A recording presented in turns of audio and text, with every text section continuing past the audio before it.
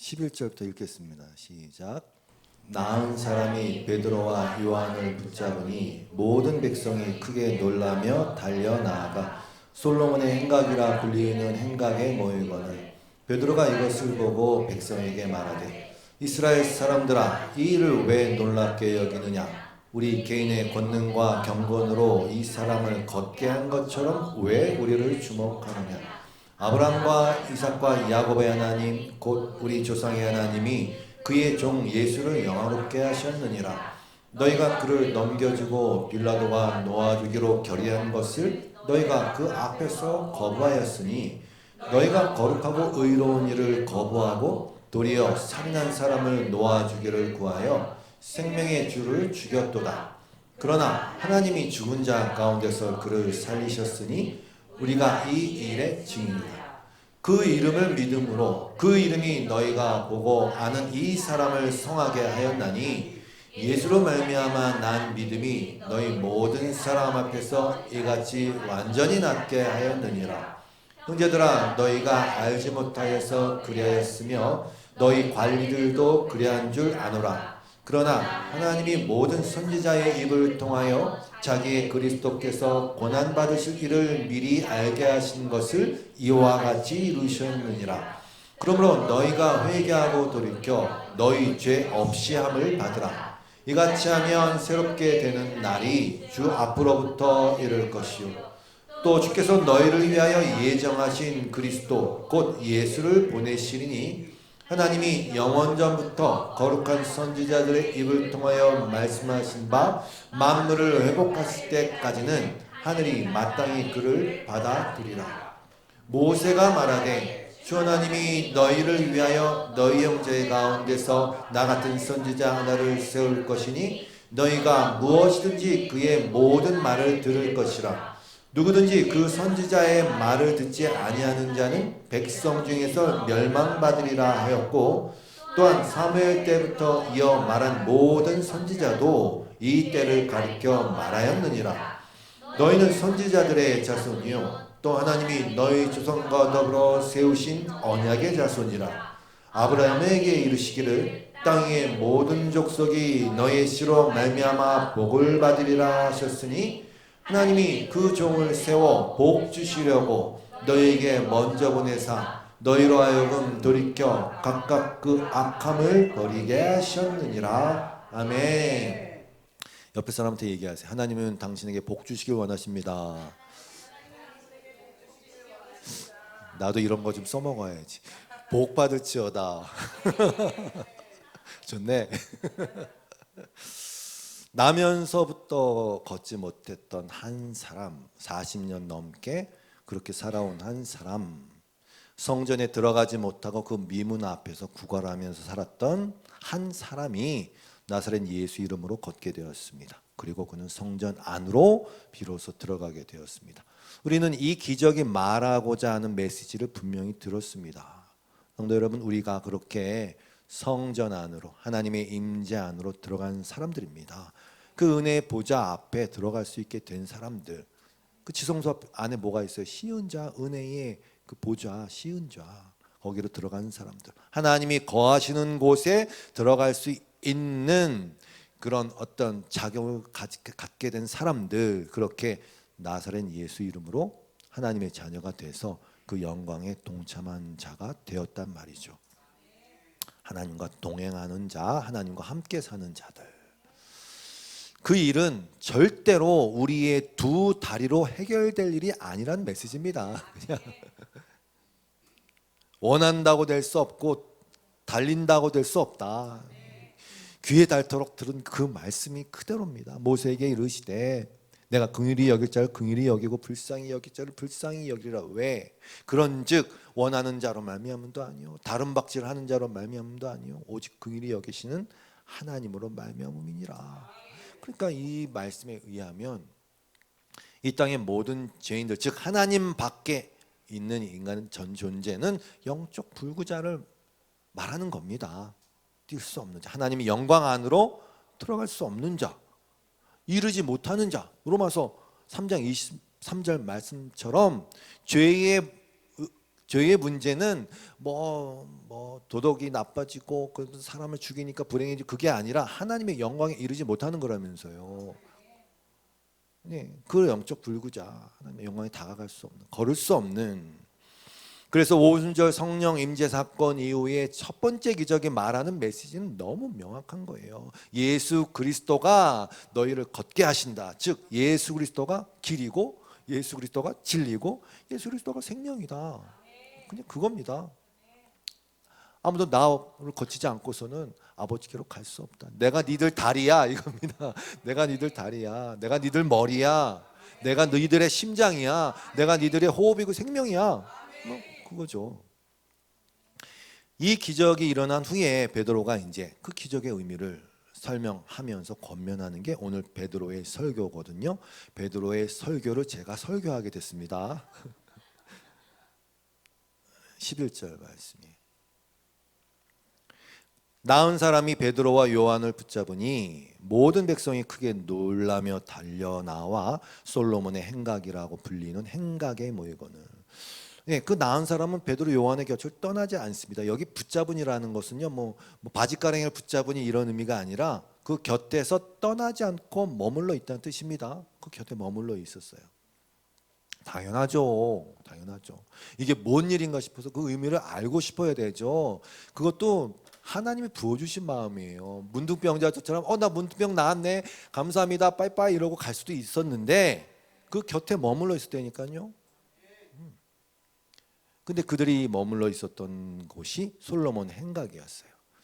솔로몬 행각, 제가 준비했습니다. 이거 저작권 걸리면 어떡하지?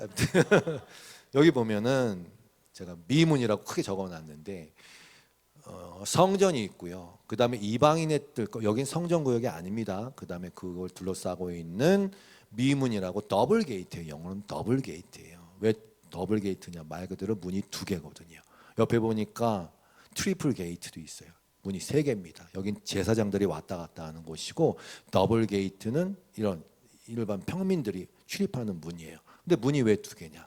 오른쪽 문은 그냥 일반적으로 들어다 나갔다 하는 문이고, 왼쪽 문은 특별히 슬픔에 빠진 자들이 왔다 갔다 하는 문이었어요. 아무튼 그랬어요. 그랬는데 여기서 고침을 받고 저기 보니까 성전 동쪽에 보니까 솔로몬의 행각이라고 있죠. 행각이라는 것은요, 그냥 쉽게 생각하면 기둥하고 지붕만 있는 곳이에요. 벽이 없어요. 그러니까 복도식으로 쭉 되어 있습니다. 162개의 원기둥으로 세워져 있다 그럽니다. 이게 역사적으로 보면요, 이게 헤롯 성전이거든요. 지금 이 그림이. 근데 헤롯이 민심을 얻기 위해서 성전을 확장 공사했어요. 원래는 그랬어요. 그래서 남쪽, 북쪽, 서쪽을 확장 공사했는데 동쪽 솔로몬 행각이 있는 데는 확장 공사를 못했어요. 왜? 바로 앞이 기드론 골짜기라서.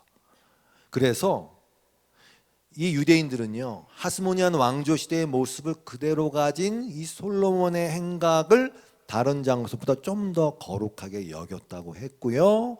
여기 많이 모였겠죠. 그래서 예수님도 수전절에 유대인을 만나 가르쳤다라는 기록이 요한복음 10장에 있어요. 아무튼 그 솔로몬 행각이에요.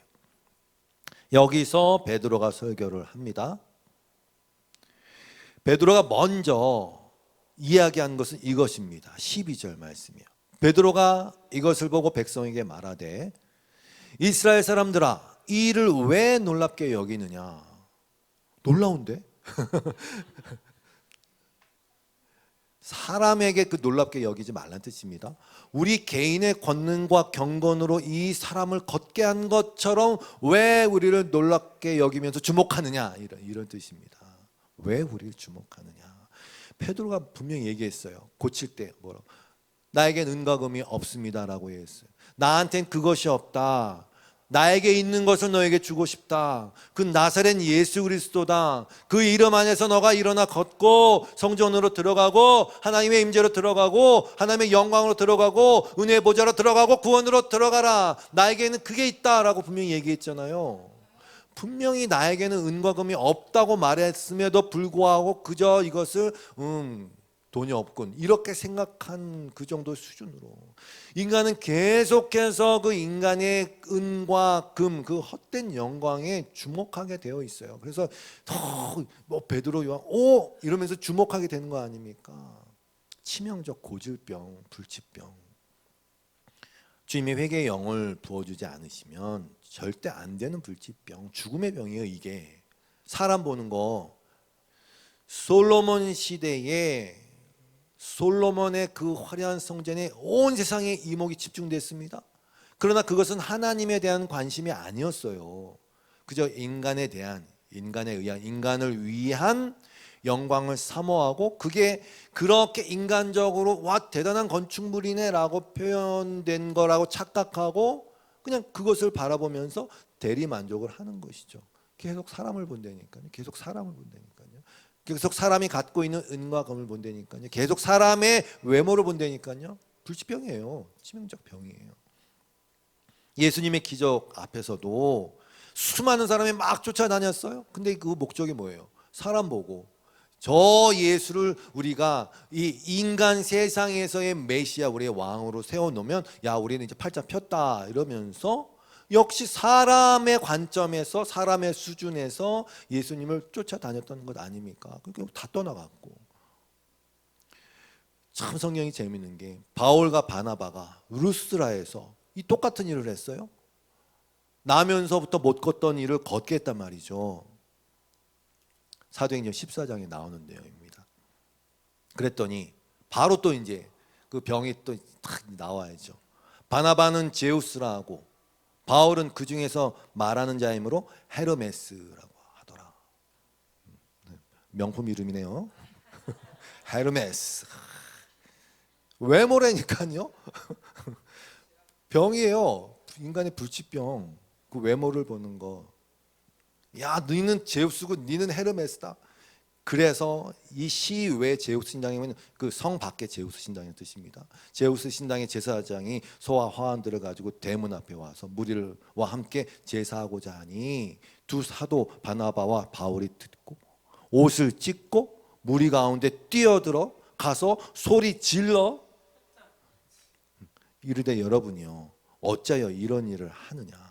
우리도 여러분과 같은 성정을 가진 사람이라 여러분에게 복음을 전하는 것은 바로 이런 헛된 일을 바로 이런 헛된 일을 버리고 천지와 바다와 그 가운데 만물을 지으시고 살아계신 하나님께 돌아오게 합니다. 바로 이거다.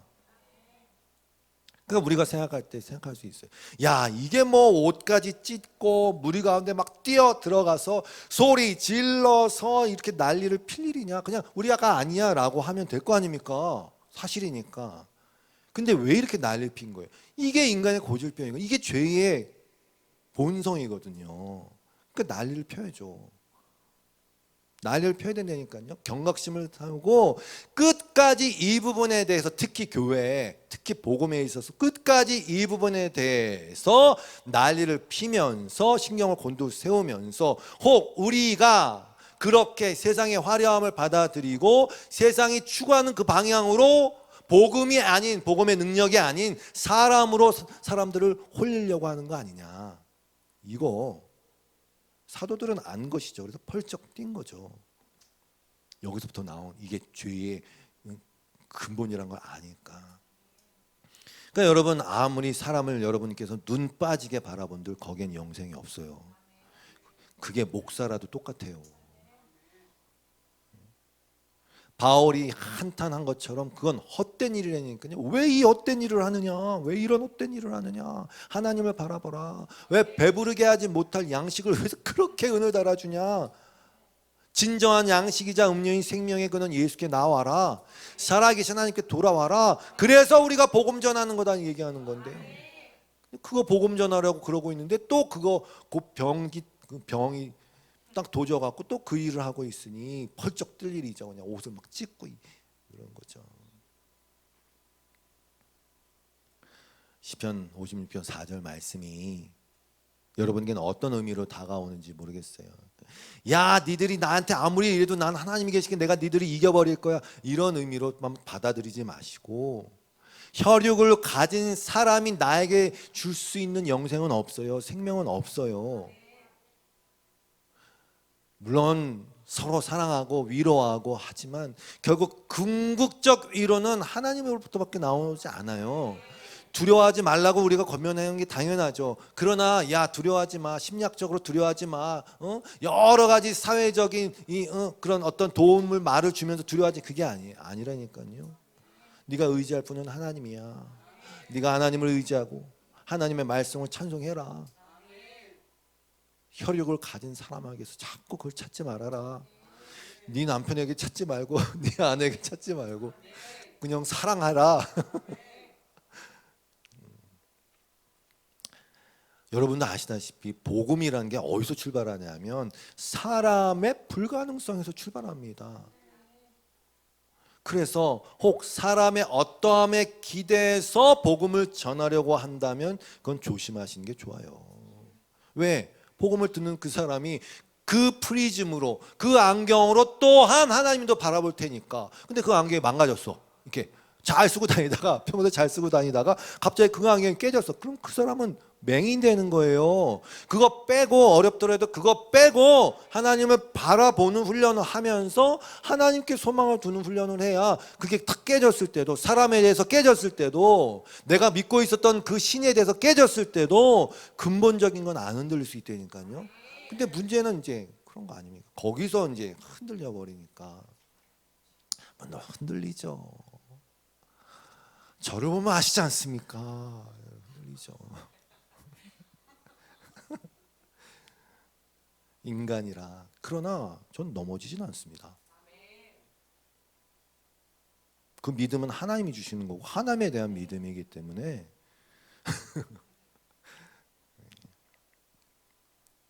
성경이 말하고자 하는 건요, 그 믿음이 좋은 사람 그 자체가 아니라 원래 그 사람에게는 믿음이 존재할 수도 없고 오직 믿음의 시작, 창시자요 완성자이신 예수 그리스도가 계심으로 말미암아 그에게서 믿음을 일으키시고 완성시키신 그 놀라운 하나님의 은혜의 역사를 바라봐라. 이게 성경이 얘기하고자 하는 거예요.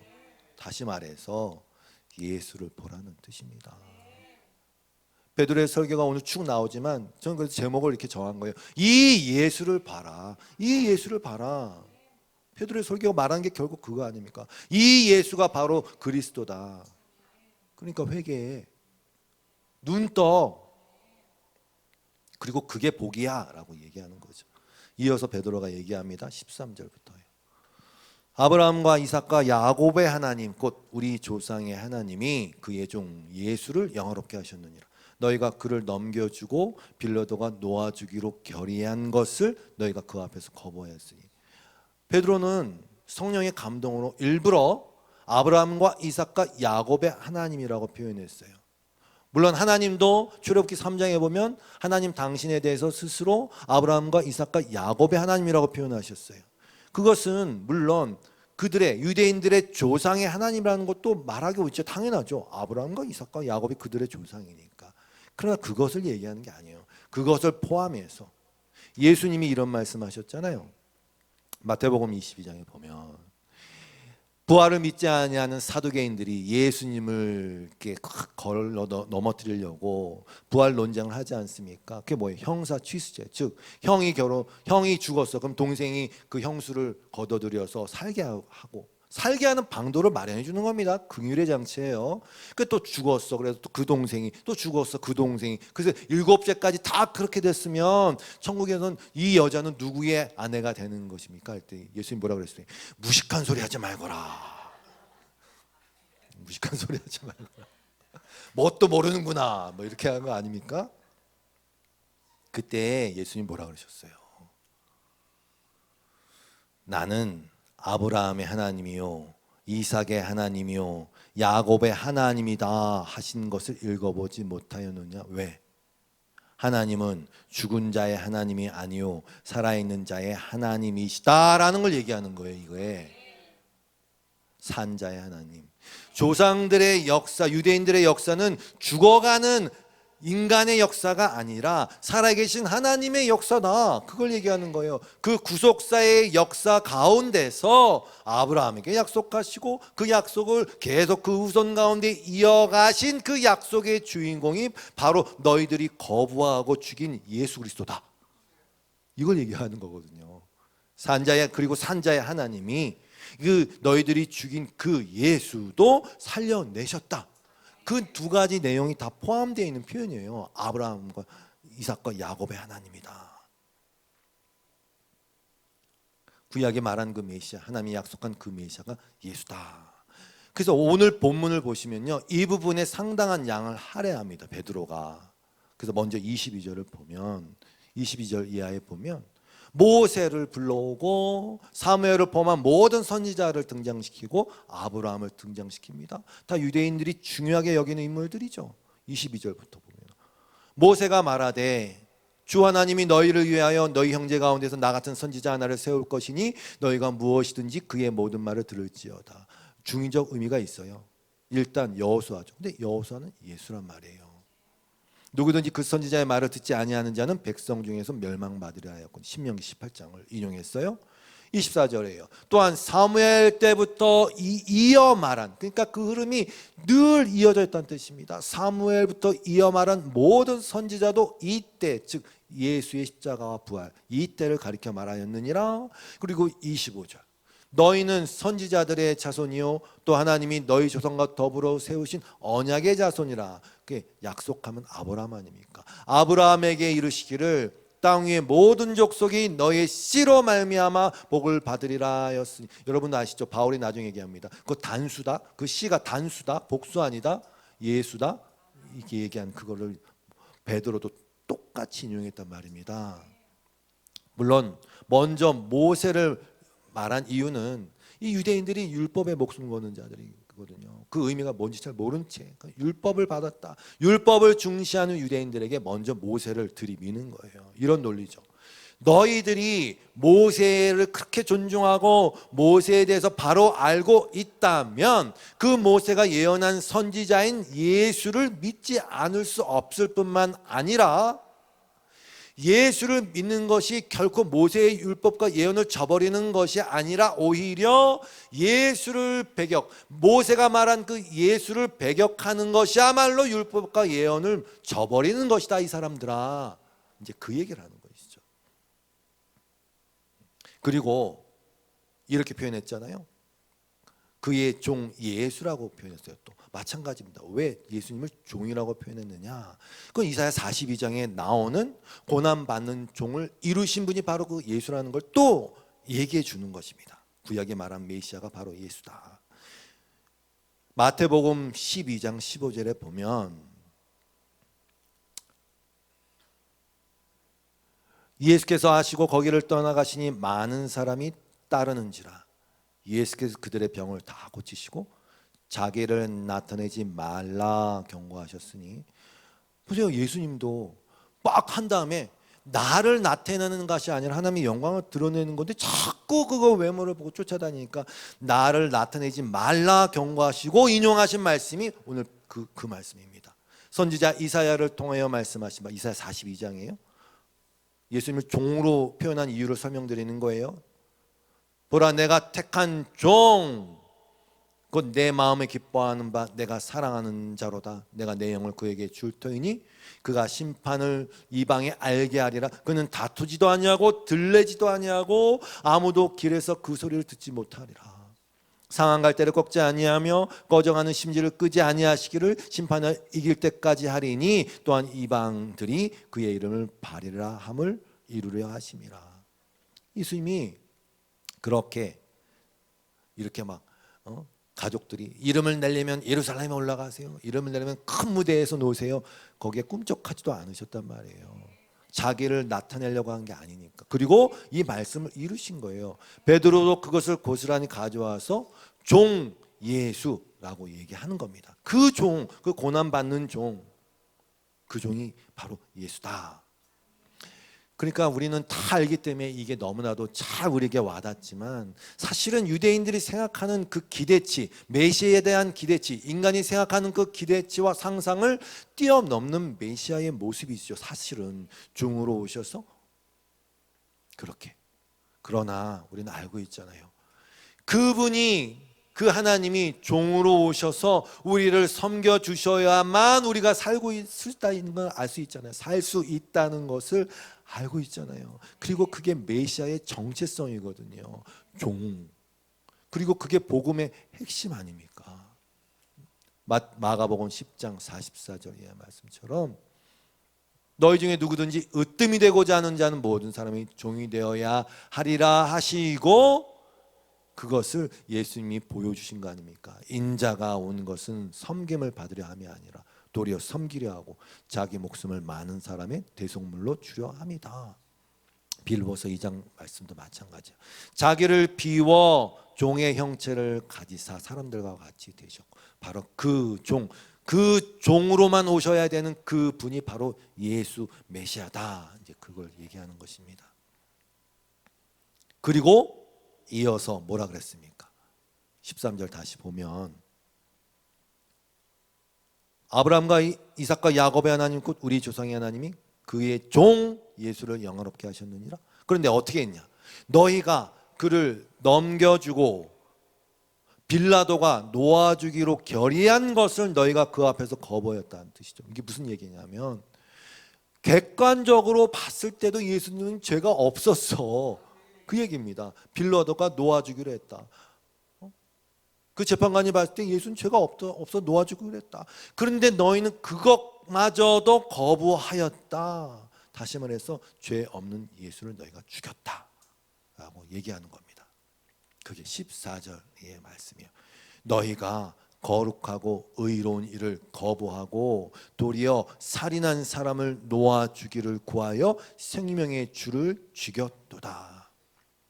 근데 이게 단순히 바라바를 원했다, 주님, 죄 없는 주님을 죽였다, 그 단편적인 그 사건만을 얘기하는 게 아니라, 인간은 늘 그렇게 죽음을 선택한다니까요. 죽음을 선택해요. 살인한 사람을 놓아주기를 구하고 생명을 주는 자를 죽였단 말입니다. 너희는 늘 그렇게 선택해 왔어. 늘 그렇게 은과 금을 선택해 왔어. 너희는 그렇게 생명을 줄 수 있는 분은 거부하고 생명이 안 되는, 그렇게는 너희는 그렇게 늘 선택해 왔다라고 이야기하는 것입니다. 여러분, 생명은 반드시 진리에서 옵니다. 그리고 말씀이 진리인데, 주님이 무슨 말씀하셨냐면, 왜 이 사람들이 그렇게 자꾸 생명을 주시는 분인데 그걸 거부하느냐? 주님은 이렇게 진단을 내려주셨어요. 그 말씀을 받아들이지 못하고 주를 죽이려고 하느냐? 뭐냐면 이거죠. 요한복음 8장 37절 이하의 말씀이에요. 진리를 받아들이면 좋겠는데, 진리를 받아들이는 걸 견디지 못하고, 왜? 결국 그 진리가 오면 자신들이 쌓아왔던 나의 왕국들, 나의 그 허상들이 다 무너질 것을 본능적으로 알아요. 사탄처럼. 그걸 받아들이질 못하는 거예요. 자신을 부인당하지 않기 위해서 끝까지 진리에 맞서 싸우면서 어떻게? 계속 자기의 죽음이 될 것을 선택한다니까요. 요한 8장 37절, 요한복음 8장. 나도 너희가 아브라함의 자손인 줄 아노라. 계속 이걸 주장하니까 우리는 아브라함의 자손이다. 그러나 내 말이 너희 안에 있을 곳이 없으므로 나를 죽이려 하는도다. 하나님께 속한 자는 하나님의 말씀을 듣나니 너희가 듣지 아니하면 하나님께 속하지 아니하였습니다. 계속 죽음을 선택하는, 계속 죽음을 선택하는 거예요. 자기의 인간 존재로서의, 그냥 육체로서의 자신을 지켜내기 위해서 하나님까지도 죽이려고 하는 자들이에요. 그럼 당연히 그들에게는 생명이 없어요. 그러면서 그럼 생명이 어디 있는가? 16절, 본문 16절입니다. 그 이름을 믿음으로 그 이름이 너희가 보고 아는 이 사람을 성하게 하였나니 예수로 말미암아 난 믿음이 너희 모든 사람 앞에서 이같이 완전히 낫게 하였느니라. 네, 그 이름, 그 예수의 어떠하심이, 그리고 그 예수를 믿음이 우리에게 생명을 주는 것이죠. 근데 여기 표현이 중요한 것 같아요. 예수로 말미암아 난 믿음, 의미심장하죠. 예수를 믿는 믿음 이렇게 해도 되는데, 예수로 말미암아 난 믿음. 그러니까 무슨 얘기냐면요, 우리가 많이 착각하는 게 뭐냐면, 내 자신에게서 나온 확신일 뿐이며 내 의지가 발동해서 나온 결정일 뿐인데, 그걸 예수로 말미암는 믿음이라고 착각할 때가 엄청 많아요. 그건 결이 다른 믿음이에요. 다른 믿음이에요. 그거는 거기다 믿음 막 그냥 붙이면 안 돼요. 구분해야 됩니다. 물론 하나님이 우리에게 주신 그 의지가 작용하지 않는다는 말이 아닙니다. 그러나 그게 셈이 될 수는 없어요. 즉 근원이 될 수는 없어요. 근원은 예수밖에 없다니까요. 믿음의 시작이고 완성자는 예수밖에 없어요.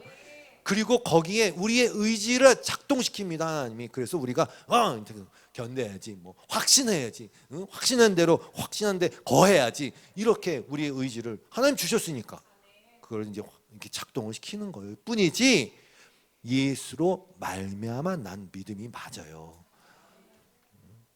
믿음의 창시자요 완성자이신 예수. 오늘 설교 주제가 뭐라고요? 이 예수를 보라. 네. 예수를 바라봅시다. 그러니까 여러분 보니까, 제가 보니까 여러분들은 참 믿음이 좋으세요. 그래서 저는 하나님을 찬양합니다. 하나님이 그렇게 믿음을 주셨구나, 유지시키시고 단련시키시는구나. 예수 그리스도를 높이세요. 예수 그리스도를 높이세요. 이게 잘 안 되시죠? 괜히 뭐 저는 뭐 그럴 가능성도 없고 막 목사님들 우리 목사님 하고 싶죠? 존중은 하시되 높이지 마세요. 하나님을 높이시라니까요. 하나님이 많이 써먹을 때가 있어서 저렇게 하셨구나, 그러면서 그러시면 됩니다. 그 다음 절 17절에 형제들아 너희가 알지 못하여서 그리하였으며 너희 관리들도 그리한 줄 아노라. 그러나 여기 보세요. 약간 좀 말이 안 돼요. 왜? 그러나 하나님이 모든 선지자의 입을 통하여 자기의 그리스도께서 고난 받으실 일을 미리 알게 하신 것을 너희가 알지 못했어. 근데 하나님 미리 알게 하셨다면서요. 그러니까 이게 무슨 얘기입니까? 너희 모르고 한 일이니까 괜찮다는 말이 아니에요. 오히려 더 꾸짖는 거예요 지금. 왜? 하나님께서 모든 선지자의 입을 통하여 미리 알게 하시기까지 하신 것을 알지 못한 상태로 그렇게 그리스도를 죽였습니까? 라는 그 말입니다. 그 정도로 너희가 패역한 자들이야. 그 정도로 너희가 무딘 자들이야. 그 정도로 너희가 목이 곧은 백성이다라는 것을 얘기하고 있는 겁니다 지금. 늘 말씀드리지만 계속 우리는 바라보고자 하는 것만 바라보지 않습니까? 모르고 한 거니까 괜찮다는 말이 아니라고요. 그 무지의 심각성, 오히려 더 나아가 알지 않기로 작정한 듯이 자신이 보고 싶은 것만 보고 요구하고 있는 그들의 오만과 무지를, 인간들의 오만과 무지를 꾸짖고 있는 겁니다. 그럼 그들에게 남아있는 건 뭐밖에 없어요? 회개. 그러므로 너희가 회개하고 돌이켜 너희 죄 없이함을 받으라. 이같이 하면 새롭게 되는 날이 주 앞으로부터 이를 것이요. 그랬어요. 회개죠, 뭐 회개. 모든 인간이 와서 이 세상에서 해야 할 거는, 아니 곰곰이 생각해 보세요. 왔어. 그럼 제대로 돌아가야죠. 회개하는 거예요. 회개할 때 하나님 그 죄를 용서하시고 뭐라고요? 비로소 새롭게 되는 거예요. 그리고 이 회개라는 것은 그저 내가 잘못했구나, 어떤 행위에 대해서 내가 이것을 행위를 고쳐야지 잘못했네라고 고백하는 것을 얘기하는 게 아니에요. 당연히 그것뿐만 아니라 회개라는 것은 그리스도 밖에서도 나는 괜찮은 존재야라고 그렇게 살다가, 또 인간 보며 살다가, 인간의 어떤 영광을 보며 살다가, 내 힘 보고 살다가, 내 힘으로 살다가 예수 밖에서는 길이 없고 진리가 없고 생명이 존재할 수 없다라는 것을 깨닫고 예수 안으로 들어오는 것을 회개라는 거예요. 그리고 그것은 온전한 자기 부인이 동반될 수밖에 없어요. 자기 부인 어렵지 않아요. 딱 단순합니다. 모든 인간은 다 자기 위주로 생각하고 자기 위주로 세상을 볼 수밖에 없어요. 여러분이 눈을 뜨고 보는 순간 여러분을 중심으로 해서 모든 것이 보이지 않습니까? 이게 치명적인 거잖아요. 그런데 성령이 임하는 순간 나도 나를 객관적으로 볼 수가 있게 되는 일이 벌어지는 거예요. 그래야 내 눈 안에 들보가 보이죠. 어떻게 볼 겁니까? 이거를 어떻게 볼 겁니까? 뭐 이렇게 볼 겁니까? 뭐 어떻게 어떻게 볼 수 있어요? 어떻게? 객관적으로 볼 것밖에 방법이 없다니까요. 그 객관적으로 보는 게 뭐? 말씀. 나 위주로 돌아가고 있어요. 그냥 단순하면 모든 사람이 왕이 보세요. 그냥 모든 사람이 왕이라니까요. 다 주관자고 다 판단하고 다 왕이에요. 거기서 나온 게 회개예요. 다 속고 있는 그 허무맹랑 어떻게 우주가 나 위주로 돌아갑니까? 근데 다 그렇게 살아고 있는 데서 나와서 예수 밖에서 삐죽삐죽대고 살다가 예수 안으로 들어가는 거. 제 얘기가 아니에요. 고린도후서 5장 17절 말씀이 그 말씀입니다. 그런 중 누구든지 그리스도 안에 있으면 새로운 피조물이라. 아까 회개하면 새로운 것이 된다면서요. 회개는 그리스도 안으로 들어가는 것입니다. 그리고 그것은 당연히 하나님과 화목하게 되는 것이죠. 의에 대해 설명했잖아요. 하나님과의 올바른 관계는 그 길이신 예수밖에 없어요. 그래서 하나님과 화목하게 되는 거예요. 그리고 우린 또 화목하게 하는 직분, 이게 뭐예요? 그 말씀 전해서 야 너도 예수 믿어. 그래서 예수 믿으면 그 사람도 하나님과 화목하게 되는 것을 우리가 하는 것이고, 그게 그 말씀입니다. 그리고 베드로의 설교는 여기서 끝나는 게 아니라 이 인류 역사의 대단원의 막을 내리는 시간이 오게 된다는 것을 말함으로 끝납니다. 역사의 완결. 사도행전 3장 20절 본문이에요.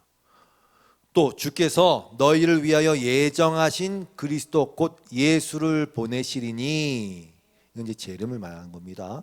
하나님이 영원 전부터 거룩한 선지자들의 입을 통하여 말씀하신 바 만물을 회복하실 때까지는 하늘이 마땅히 그를 받아두리라, 이렇게 했어요. 하늘이 마땅히 그를 받아두리라, 이게 어렵죠? 그냥 이렇게 생각하시면 됩니다. 세 번역 읽을 밑에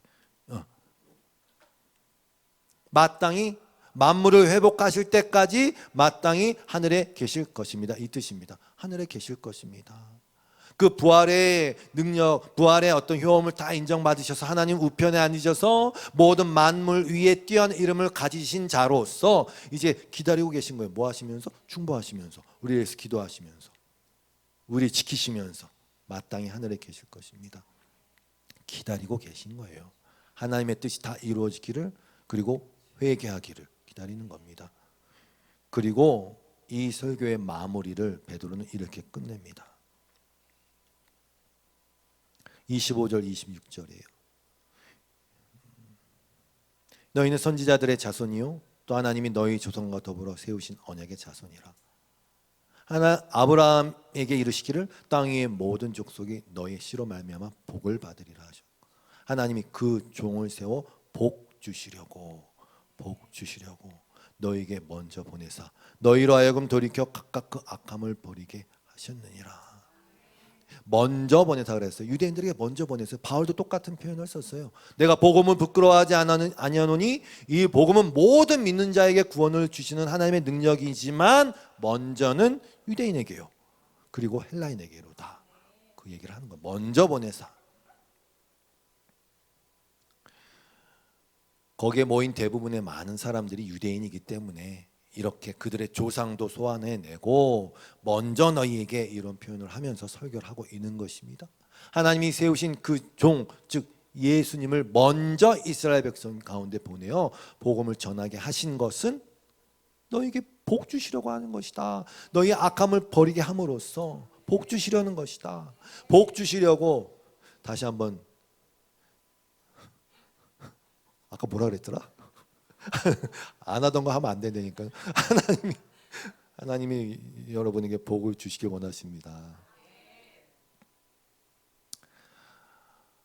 자, 물론 바울도 고백하고 믿음의 선진들도 고백하는 것처럼 그 복이라는 것이 이 세상을 살다 보니 자꾸 이 세상 기준의 보고에 익숙하다 보니 체감되어지지 않을 때가 많죠. 우리는 로마서를 나누고 있잖아요. 로마서 8장 22절 말씀처럼 우리는 복을 주셨음에도 불구하고 그 하늘의 복을 기다리며 탄식함으로 고통을 겪으면서 해산의 고통이라 그랬어요. 고통을 겪으면서 기다리고 있는 거 아닙니까? 그리고 8장 36절 말씀처럼 로마서 8장 36절 말씀처럼 우리가 종일 주를 위하여 죽임을 당하게 되며 도살당할 양같이 여김을 받았나이다. 이 상태를 믿음은 뭐냐? 성경을 안다는 것은 뭐냐? 성령의 감동이 있다는 것은 뭐냐? 바로 이 현실의 상태를 영적인 눈으로 바라보고 하나님의 약속의 말씀과 연관시켜서 이것이 복이라는 것을 고백하는 자리에 있는 것입니다. 그리고 이 모든 일을 우리를 사랑하시는 이로 말미암아 우리가 넉넉히 이기고 있다. 이길 수 있다. 이길 것이다. 라고 믿음의 선포를 하는 것입니다. 말씀을 정리합니다. 성도 여러분, 그 임계점이라는 단어 많이 들어보셨죠? critical point예요. 임계점. 임계라는 말이 한자어가 그냥 그 경계에 다다랐다는 뜻입니다. 경계에 다다랐다. 원래 물리학에서 쓰는 말이에요. 임계점이 뭐냐면 쉽게 얘기하면 물이 막 데워지다가 이제 100도씨에 딱 다다르면 이제 본질 자체가 본질이 아니라 그 형태 자체가 변한단 말이죠. 뭐 다른 물질로 수증기로 물이었다가 액체였다가 기체로 그게 임계점이에요. 경계. 지금 이 시점의 이 인류 역사는요. 임계점에 도달했거나 그 시기를 지금 지나가고 있는 것이 아닐까 생각됩니다. 지금이. 아마 100년 전에도 이런 얘기 했을지도 몰라요. 지금 임계점이다. 200년 전에도. 근데 지금 그런 것 같아요. 왜? 모든 가치들이 변하고 있고 그리고 사실 더욱더 무너질 것이에요.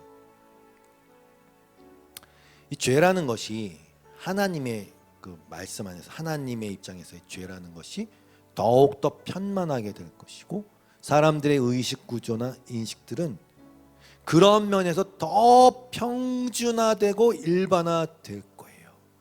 진리는요 더욱더 찾기 어려워질 것입니다. 여러분 요즘 오픈 AI 큰 화두로 떠올랐어요. 거대한 IT 기업들이 앞다투어서 오픈 AI, 즉 모든 사람이 이용할 수 있는 인공지능을 오픈했어요. 나 써봐라. 뭐 챗 GPT 써봤어요. 막 실험도 해봤어요. 어디까지 얘가 답을 할 수 있지? 야 사도행전 본문 줄게. 너 설교 좀 만들어 봐봐. 실험은 이렇게 하시는 겁니다, 여러분. 그냥 간단한 거 말고. 얘가 네 충분히 전할 말씀이 있습니다. 그러더니 이거 그거 아니에요. 오해하시면 안 돼요. 그리고 야 너는 너 자신에 대해서 어떻게 생각하냐? AI가 인류에 대해서 위험이 될 거라 생각하니? 뭐 야, 불멸증을 해결하는 방법이 뭐야? 그럼 쫙 나와요. 근데 어떤 전문가가 나와서 그 위험성에 대해서 쭉 얘기를 했어요. 뭐 지금 그걸 다 얘기할 수는 없어요. 임계점인 것 같아요. 많은 장점들이 있겠죠. 그건 요즘은요 그게 무슨 내용인지 정확하게 몰라도 초등학생들도 논문을 쓸 수가 있어요. 수많은 이 세상의 모든 서적들을 얘가 다 읽었거든요. 기억하고 있거든요. 우리가 할 수 없는 것들을. 그러니까 그것들 집약해서 그걸 이해하고 거기에 따라서 그 맥락을 이해해서 거기에 따른 말들을 너무 명확하게 얘기해요. 진짜예요. 명확하게 얘기해요. 그러니까 장점들도 있겠지만 자 말씀 드리세요. 제가 봤을 때는 가장 큰 위험은 진짜 같은 가짜를 만들어내는 일이 누워서 떡먹기처럼 쉬워졌다는 것입니다. 그 사람이 그런 전문가가 그러더라고요. 한 가지 예를 들면 이제 사람들이 사진을 AI가 이제 다 만들 거다. 기존에 올려진 모든 진짜 사진들을 갖고 AI가 다 만들 거다. 그래서 명령만 하면 곱슬머리 흑인을 하나 사진 만들어줘. 그러면은 이게 진짜 찍은 건지 아니면 AI가 만든 건지 모를 정도로 97%의 정확성을 가지고 진짜 같은 걸 만든단 말이죠. 근데 그 사람이 정확하게 얘기한 게 뭔지 알아요? 그렇게 되면 이제 사진 찍는 사람이 사라질 거다. 왜? 돈도 안 되고 사람들이 이용 안 할 거니까. 뭐 AI가 만들면 되지. 뭐 굳이 사진사도 고용해? 그럼 사진사들이 당연히 없어지겠죠. 그걸 배우려고 하는 사람도 없어지겠죠. 그러면 무슨 일이 벌어지냐? 점점 진짜 오리지널 사진이 안 올라오겠죠. 그럼 무슨 일이 벌어지냐? 이 AI는 지가 만들어낸 97% 정확도의 가짜 사진들을 또 합성하고 또 합성하고 또 합성을 만들겠죠. 그럼 무슨 일이 벌어지냐면 그 사람이 그러는 거예요. 사진이 점점 흐려질 것이다. 왜? 97%. 근데 그건 오리지널이 있을 때 97%라는 얘기예요. 97%의 97%. 그 97%의 97%의 97%는 점점 그 명확성이 떨어진다는 얘기입니다. 제가 이 얘기를 왜 드리냐면 오늘 그랬잖아요. 사람을 보지 말자. 하나님을 보자. 사람들이 성경을 싫어하는 이유가 뭔지 아세요? 이게 너무 명확하게 절대적으로 얘기하니까. 야, 좀 타협해. 아닐 수도 있잖아. 아니요, 성경은 그런 거 없어요. 그냥 명확하게 예수가 길이고 진리고 생명이다. 니들은 죄인이야. 다 죽어. 거기서 타협한 적이 없어요. 그런데 보세요. 마치 AI가 점점 97%짜리 결국 그 결과물이 이제 흐릿한 정말 이상한 것이 나오는 것처럼 복음이 계속 희석이 되어지는데 문제는 오리지널이 없어진다는 뜻입니다. 그래서 희석되어지고 마치 곰국에다가 처음에 곰국 오리지널에다가 물 조금 섞으면 몰라요. 근데 그 섞었더니 또 물 섞고 거기다 또 물 섞고 거기다 또 물 섞고 거기다 또 물 섞으면 어떻게 되느냐? 나중에 맹물된다니까요. 지금이 그런 시대예요. 여러분 알고 계시죠? 지금이 그런 시대예요. 성경이 잘 박힌 모처럼 야 이게 무슨 융통성도 없고 잘 생각해 보세요. 인간의 융통성이 어디를 향하고 있는지를 잘 생각해 보시면 답이 나와요. 사망을 선택한다니까요. 그 융통성이란 것이 다른 사람들에게 관용을 베풀고 하나님이 은혜를 주셔서 용서받은 자로 1만 달란트 받은 자로 다른 사람을 용서하는 그 관용을 베푸세요.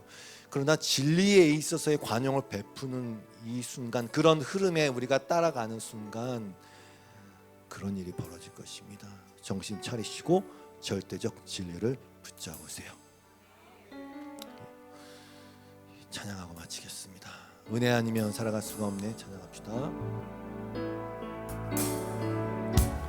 은혜 아니면 살아갈 수가 없네.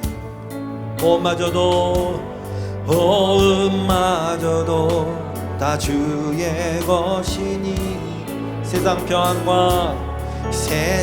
평안과 위로 내게 없어도 예수 오직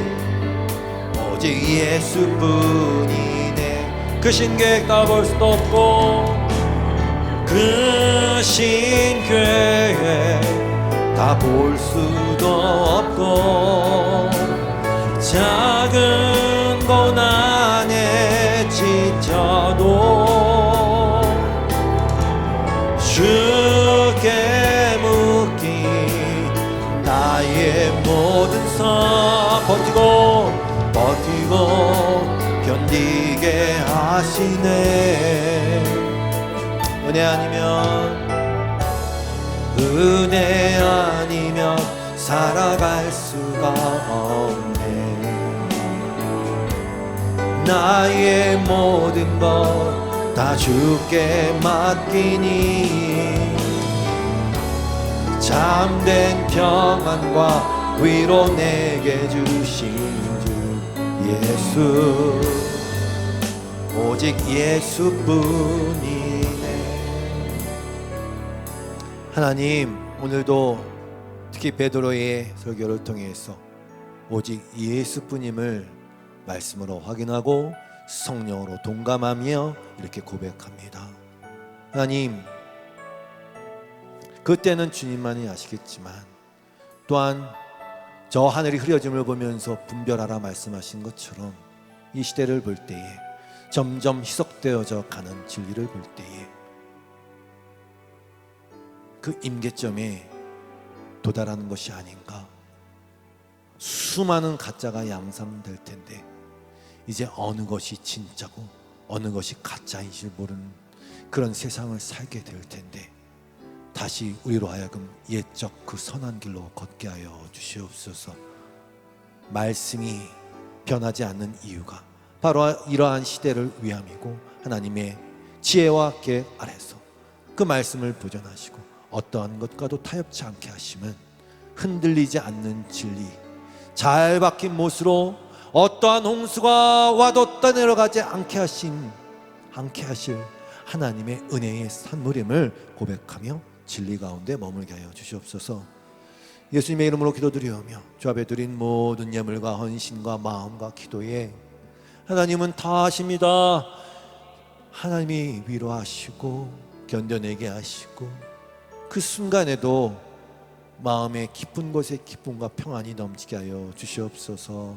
예수님의 이름으로 기도드리오며 이제는 우리 주 예수 그리스도의 놀라우신 은혜와 하나님 아버지의 극신하신 사랑하심과 성령님의 깨닫게 하시고 가르치시고 교통케 하시는 그 역사가 오늘도 오직 예수를 바라보기로 다시 한번 다짐하는 고백하는 예배자들 위해 이 교회 위해 영원토록 함께 하시기를 간절히 축원하옵나이다. 아멘.